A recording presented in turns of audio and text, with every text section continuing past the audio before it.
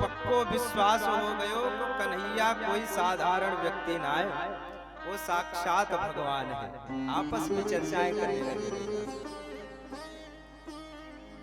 भगवान एकांत में बैठे हुए थे, सारे ब्रजवासी आए। ब्रजवासियों ने कहा, कन्हैया भैया एक बात बता, तू सच्चे सच्चे बताइयो, तू सचमुच भगवान है?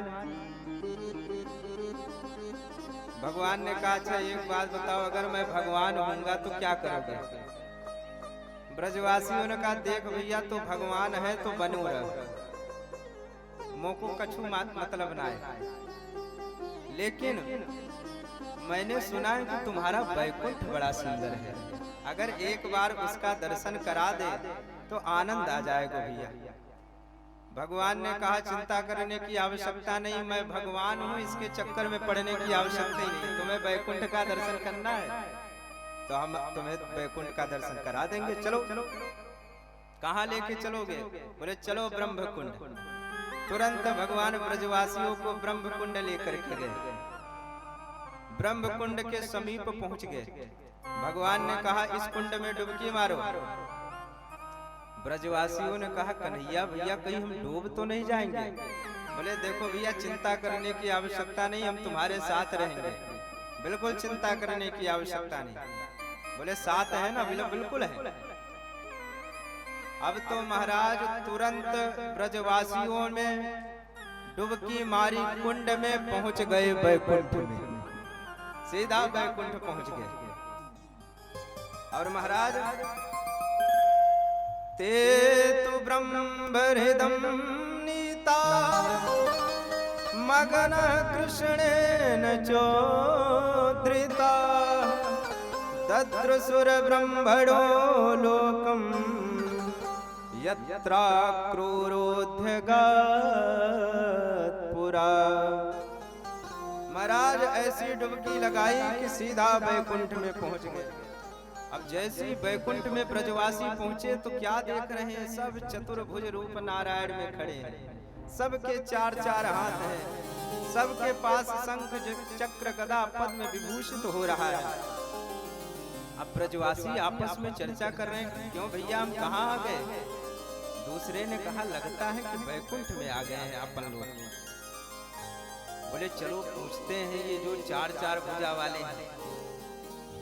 तो महाराज तुरंत भगवत पार्षद के पास गए और बोले, भैया एक बात बताओ, हम कहाँ आए हैं? बोले तुम वैकुंठ में आए हो। बोले अच्छा अच्छा। उसके बाद कहते, भैया राम राम। कोई राम राम नहीं कर रहा है। तो ब्रजवासी बोले, भैया ये कैसो वैकुंठ है, यहाँ कोई राम राम भी नहीं कर रहे।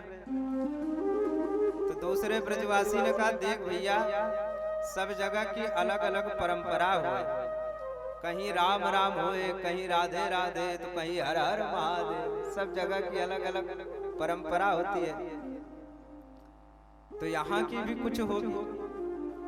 और कहीं महाराज हाय हाय, कहीं बाय बाय, सब जगह की अपनी अपनी संस्कृति, अपनी अपनी सभ्यता। तो बोले यहाँ कोई कुछ बोल क्यों नहीं रहा है?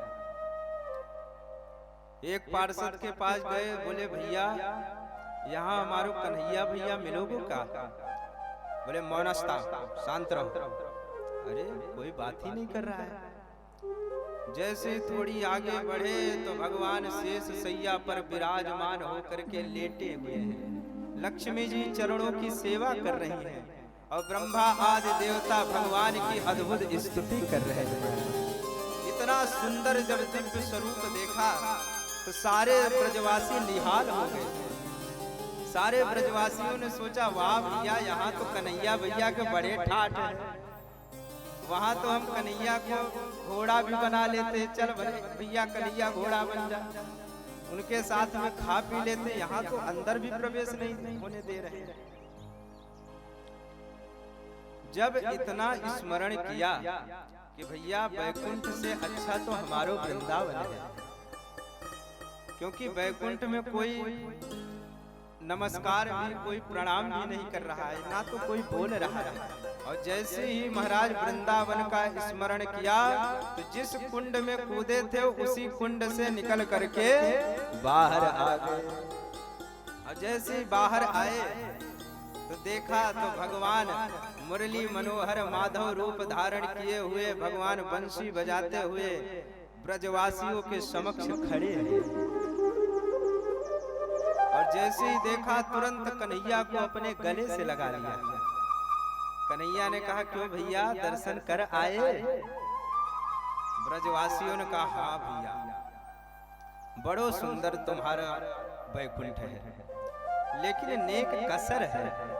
बोले क्या कसर है भाई, हमारे बैकुंठ में कोई कमी रह गई क्या? बोले कमी तो कुछ ना है, लेकिन वहां कोई राम राम ना करे, वहां कोई अंदर प्रवेश करने नहीं देता। तो ऐसा बैकुंठ लेकर के हम क्या करेंगे? अरे हमारा वृंदावन है, तुम्हारे साथ हम भोजन कर लेते हैं, तुम्हारे साथ हम खेल कूद लेते हैं, यहाँ तक तो तुम्हें घोड़ा बना करके तुम्हारे ऊपर टुक टुक करते हुए चल देते हैं महाराज, लेकिन वहां तो प्रवेश भी नहीं मिलता। और महाराज भगवान ने कहा कि भैया बैकुंठ का तो दर्शन हो गया, अब कोई चिंता तो ना है। और भगवान ने